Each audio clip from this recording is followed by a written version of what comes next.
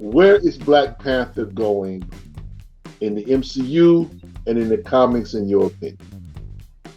Now, Paul, you are the spokesman for the cult of Bast, and they have given you permission to be here. Why don't you tell us what you think? This is gonna be good, y'all. What you think is the future of Black Panther in the MCU and otherwise? I have 3 points. The first one, when you say who's the future, what is the future of the Black Panther? It's who's the Black Panther. Okay. Black Panther's now Shuri. So when you see that in the end credits, the Black Panther will return.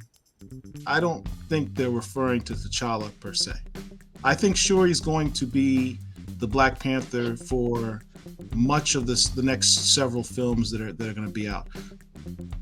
In large part because I believe I read somewhere that Letitia Wright signed for like 12 more projects, Marvel projects. 12. So wow. She's the new Black Panther. So the fanboys that are feeling hurt right now, you need to suck it up, because it's going to be a while before TJ is old enough to put her on the mantle. So there's the whole age up thing. Maybe, I don't know. I mean, we're doing Kang, we're doing Secret Wars. That's all about time travel and multi-dimensions and stuff. Maybe they'll bring back T'Challa that way, but it's not going to be anytime soon. This is why I'm so bitter. I have a pitch. I have a pitch. I want to take lemons and make lemonade. And here's the pitch. Derek, you might want to blow me up for this one. So here's the thing. The movie ended in Haiti, right? Oh, here we go. Who's our biggest character in Haiti? Brother Voodoo. We got Brother Voodoo. Okay. I'll join to listen to this one, Paul. So here's the thing. TJ is being raised in Haiti. One of the main themes that we had in this film was grief and loss, right? But remember, part of what being Black Panther means is not just the warrior protector of Wakanda. The Black Panther is also the head of the Panther cult. He is, for all intents and purposes, or she is, the Pope of the Panther religion. Shuri just became the Black Panther, and she does not believe in Bast. She does not believe in religion. She does not believe in that realm. She's a woman of science. And that's going to come to a head. Why?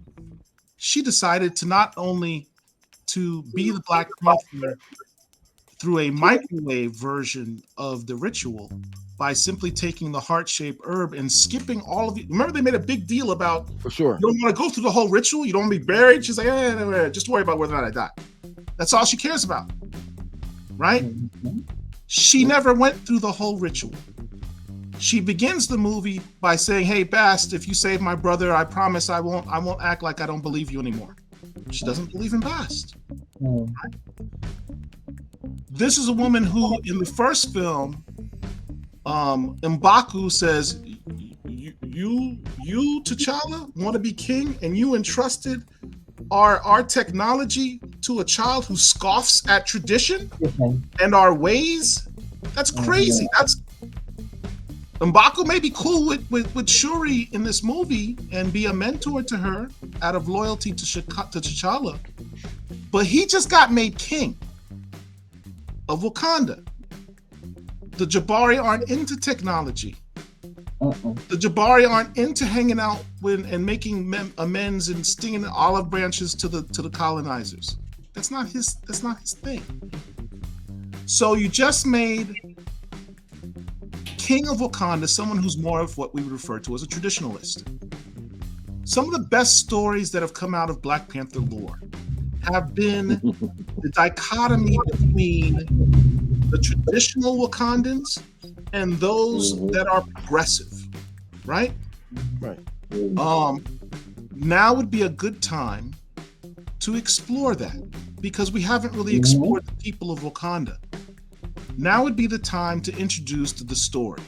We talked about Doom War should have been one of the storylines they did in this film. Man, You could address that. You could have the story come up and say, we are the sect of Wakanda that does not believe in the changes that King T'Challa put in place, revealing us to the world, sharing our technology, sharing vibe. We're not into all of that. We want to go back to the old ways. And now that we have a king who represents the old ways, we want to reinforce that status, right? And so what rises up is the character of Tentu from the Coates Run, who has these powers to affect people, who has powers, and he is more of a mystical shaman person that we have not seen in Wakanda to date. But you have this mystic shaman character who is leading the revolt against the government to set Wakanda back to the old ways. And Shuri is over in Haiti. And they're like, Shuri, we need you to come back. Shuri comes back to Wakanda, fights this individual, and gets her ass handed to her. Why? Because she's relying on her science, right? She goes back to Haiti in defeat, and she comes across Brother Voodoo, who is maybe teaching somewhere close by the school that Naki is at. And she and Brother Voodoo helps her go through the rituals and helps her to tap into the mystical side of being the Black Panther, puts her in contact with Bast. One of the things that we missed out was having her meet Bast. We have yet in any of these films to see the Wakandans actually interact with Bast. The only Bast we had came in Thor: Love and Thunder, and she didn't even have a speaking role. We still have not seen Bast. That needs to happen. And you could have Brother Voodoo introduce her to Bast, get that extra power up that Bast could give her. Have her go to the Jolly Room. Maybe even have the powers that she presently has. Then go back to Wakanda and defeat those forces. You have world building. You have exploration of the characters of Wakanda. You have a new villain, a super-powered villain, and show that. You have, Ryan Coogler likes these journey stories, have the journey of her spiritualism, which has yet to be explored. All in one. And you could even see T'Challa's progression, TJ's progression as he gets older, and Nakia is teaching her the ways of Wakanda, and Shuri's teaching her the ways of Wakanda, and he's still seeing all of this as it's going on. Because ultimately, I guess the idea with the recast being a son is this is the opportunity. And Ryan Coogler said this in an interview recently. He himself said, we have not seen the comic book version of T'Challa in the films. That's his fault. Coogler isn't the first one to do T'Challa. It was the Russo brothers.